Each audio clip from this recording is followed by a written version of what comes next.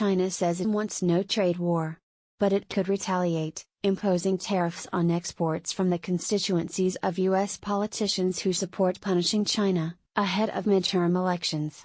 David Green, host, China says it is prepared to strike back. That is if, as expected today, the Trump administration hits Chinese imports with billions of dollars in tariffs. Though NPR's Anthony Kuhn reports from Beijing that while China has plenty of options for retaliation, it doesn't seem terribly keen to use them. Anthony Kuhn, byline, trade war? Let's make trade not war. That seemed to be Premier Li Keqiang's message in his annual press conference on Tuesday. Soundbite of archived recording, Li Keqiang, through interpreter, so what we hope is for us to act rationally instead of being led by emotions.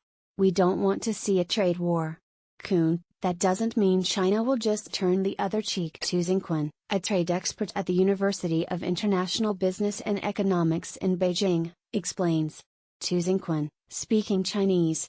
Kuhn, China's government will have to make a strong response. He says, one that's similar in strength to the U.S. measures. It won't be as mild as Premier Li suggests. China's economy is big enough to withstand the shock of a trade war, Tu argues.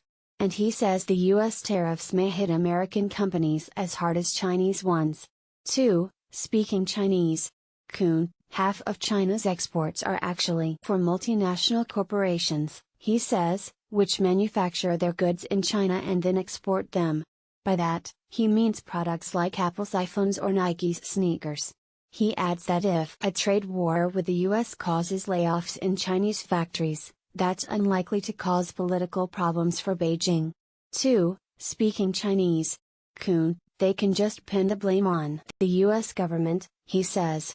Given how high nationalistic sentiments are running here, the government may actually score political points, not lose them.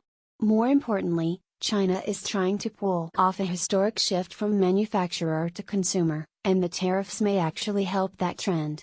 Exports as a part of the Chinese economy are already decreasing in importance as the country moves up the value chain into more profitable high-tech goods and services. At the same time, as millions of Chinese move into the cities and the middle class, they're making China into the world's biggest consumer, so it exports less and imports more. Huang Weipeng, a trade expert at People's University in Beijing, says that China's trade surplus with the U.S. will naturally decrease over time. Huang Weipeng, speaking Chinese. Kuhn, it's very hard for a huge nation to maintain a trade surplus over the long run, he says. That's an economic rule. Beijing University International Relations expert Jia Daojiang says that, sure, China could inflict plenty of pain on U.S. politicians by slapping tariffs on exports from their states or districts. But he says that in the long run, that's not in China's interest.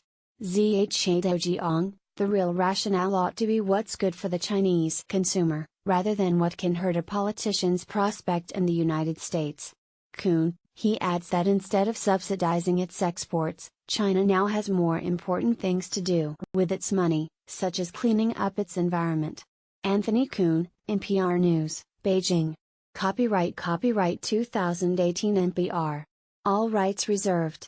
Visit our website Terms of Use and Permissions pages at www.npr.org for further information. NPR transcripts are created on a rush deadline by Verbatim Incorporated, an NPR contractor, and produced using a proprietary transcription process developed with NPR. This text may not be in its final form and may be updated or revised in the future. Accuracy and availability may vary. The authoritative record of NPR's programming is the audio record.